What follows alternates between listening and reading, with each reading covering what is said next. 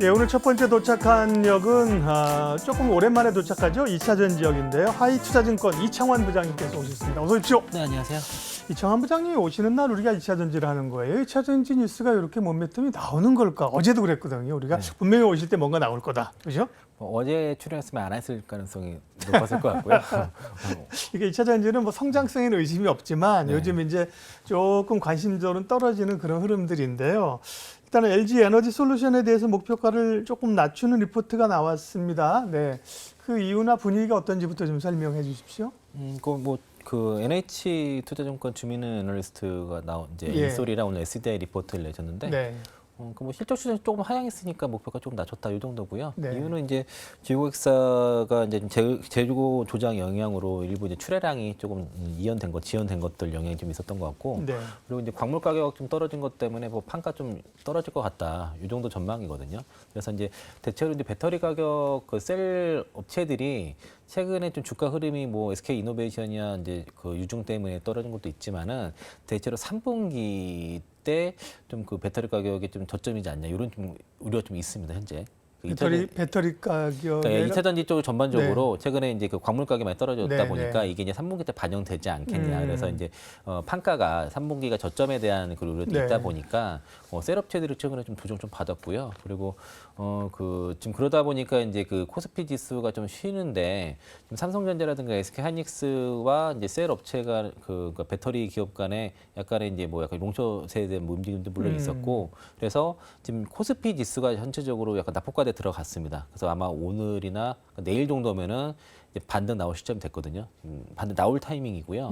그리고 대부분 조정을 받았던 이유가 삼성전자 하이닉스가 아니라 LG 에너지 솔루션, 삼성 SDI, LG 화학 이제 이런 기업들, 그러니까 시가총액 2위부터 10위 안에 들어가는 종목들 중에서 반도체를 뺀 나머지 섹터들이 조정을 받았기 때문에 이제 코스피 지수가 이제 조정 받았는데, 거기에 핵심은 이제 엔솔인데 실적 추정치 좀 하향됐다는 거, 요 정도 단기 실적 하향됐다는 거, 요거 때문에 조정을 받았고요.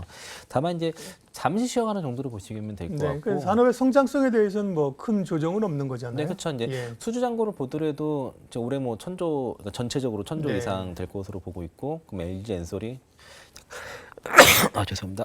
그러니까 지금 3분기 때 정도 한 600조 정도의 이제 수장고 예상이 좀 되고요. 그리고 이게 이제 특히 이제 대부분 완성차들이 엔솔이랑 합작을 많이 하려고 하거든요. 그러니까 이유가 회사에서도 지금 생각을 하는 게, 확실히 이제 그 IRA법 시행 이후에 CATL과 이제 BYD가 확실히 미국 시장에서는 거의 퇴출됐다고 좀 보는 것 같습니다. 특히 이제 SDI도 그렇고 SK온도 그렇고 이 배터리 3사가 그 부분에 대해서는 지금 확실히 가지고 있는 것 같고요.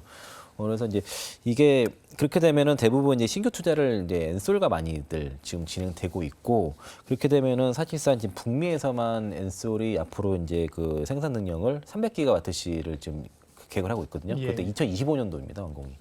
그러니까 얼마 전에 뭐 고시원 이슈가 있었지만은 고시원이 2031년까지 그 15기가와트시 완공을 예상한 거거든요.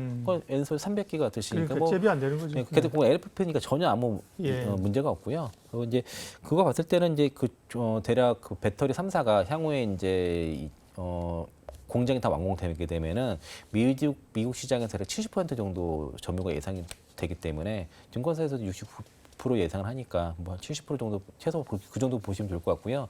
그 나머지는 뭐 파라소닉이라든가 그 일부 일본 업체들 좀 일부 중국업체 걔가 있을 수 있겠죠. 뭐 그게 우리나라가 100% 점유한다는 건 말이 안 되니까요. 애초에 그런 건 없으니까. 그래서 그런 점유율이 생길 것이고, 거기에 핵심은 엔솔입니다. 그리고 이제 엔솔이 이제 제품의 품질이라든가 경영이 월등히 좋기 때문에 10대 전 세계 10대 완성차 기업들 중에서 9개 기업이 엔솔 고객입니다. 그래서 이제 확실히 뭐 그 점유의 우위를 가지고 있어서 장기 투자하시면 좋을 것 같고요.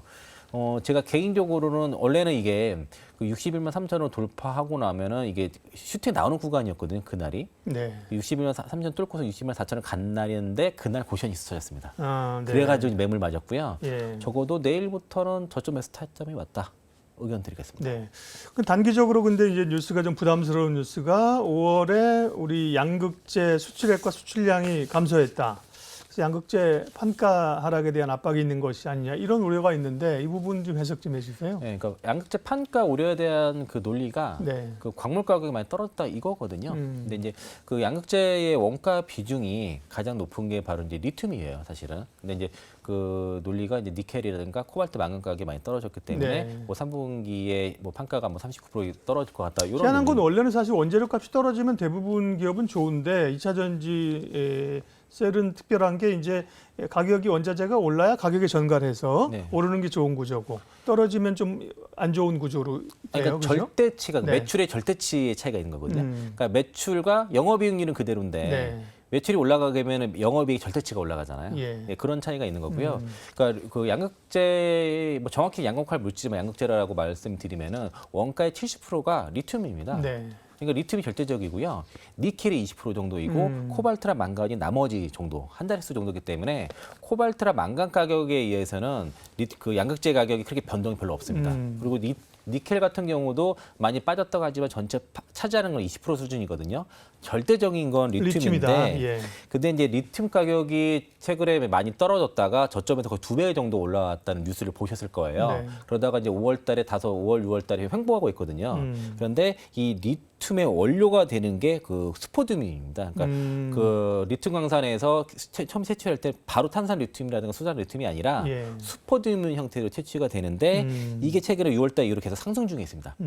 그러면은 리튬의 원료가 지금 계속 올라가고 있는데 리튬 가격이 올라가지 않았다는 거는 앞으로 리튬 가격이 시차를 상승할 두고 가능성이 오른다. 올라갈 가능성이 높다는 것이고요. 네. 그렇게 되면은 거기에 그 양극재의 원료가 되는 주 원가의 70%를 차지하는 리튬 가격이 올라간다는 얘기는 양극재 가격이 지금보다 더 올라갈 가능성이 높다는 거고.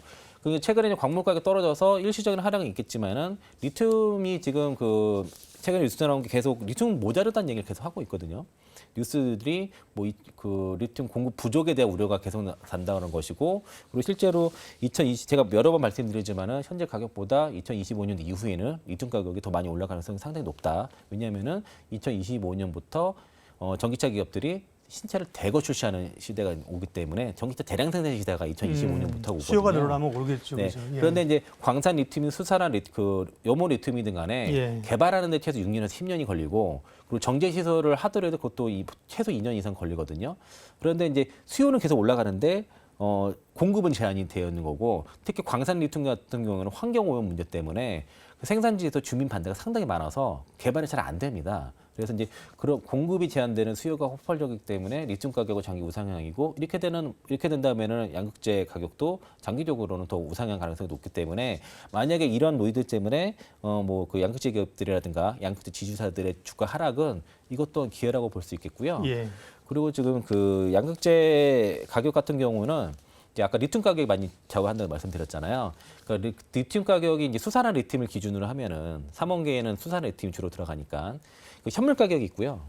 그리고 이게 이제 우리가 수입하는 단가가 있습니다. 그 현물 가격은 많이 떨어졌는데 실제 수입하는 단가는 그만큼 차이가 괴리가 많이 나서 훨씬 더 위에 있고, 그리고 또 그 여기에 따른 NCM 양극재 가격은 훨씬 더 위에 있습니다. 별로 안 떨어졌기 때문에. 그래서 실제 그 양극재 가격의 이론가와 실제 가격의 괴리가 상당히 나거든요. 그 이유가 그 양극재 업체들이 판매하는 방식이 이제 그 장기 공급 계약과 스팟이 있는데, 요즘은 대부분 양극재 기업들이 장기 공급 계약 위주로 지금 판매를 하기 때문에 스팟으로 판매한 것은 보통 한 달짜리거든요. 네. 반도체 시장이랑 비슷하네요. 네. 근데 이거 훨씬 더 장기 계약이죠, 여기는. 그래서 이제 몇 달이 아니라 몇 년짜리니까 3년, 10년, 예. 뭐 포스코 퓨처 같은 경우는 10년 계약하고 40조짜리를, 그러니까 그런 식으로 장기 공급 계약 위주로 하다 보니까 광물 가격의 연동이 좀 덜 됩니다. 그리고 또 이런 가격, 워낙 지금 양극재 같은 경우에는 생산하는 대로 다 팔려나가는 상황이라서 예. 가격적인 그 결정권을 양극재 기업이 갖고 있거든요. 그래서 그 시장의 우려보다 그렇게 떨어질 가능성이 상당히 별로 네. 없고, 뭐 그렇게 일단 이해하시면 될 것 같습니다. 네, 그 양극재 판가 하락에 대한 우려는 좀 지나친다는 거고요. 에코프로 관련해서는 자회사인 에코프로 머티리얼스 상장이 추진 중인데, 지난번에 이동채 전 회장의 구속 이런 것 때문에 좀 노이즈가 있지 않을까 싶었는데, 역시나 예비 심사가 좀 지연되고 있다 이런 얘기가 있습니다. 연내 IPO가 어려울까요? 그렇다면 에코프로에 미치는 영향은 또 어떨까요? 뭐 상장이 안 되지 않을 테니까 뭐 지연 정도라고 보시면 되겠고요. 네. 이게 뭐 당장 에코프로 주가에 이렇게 영향은 별로 없을 거라 보고요. 또 법무법인으로 이제 그 자문사로 김앤장 섭외해서 네. 지금 뭐 상당 법률 검토는 다 끝났다 그러고 있고 예. 거래소에서 좀 뭐 심사를 좀 지연시키는 이슈야 뭐 이미 예상했던 바이고요.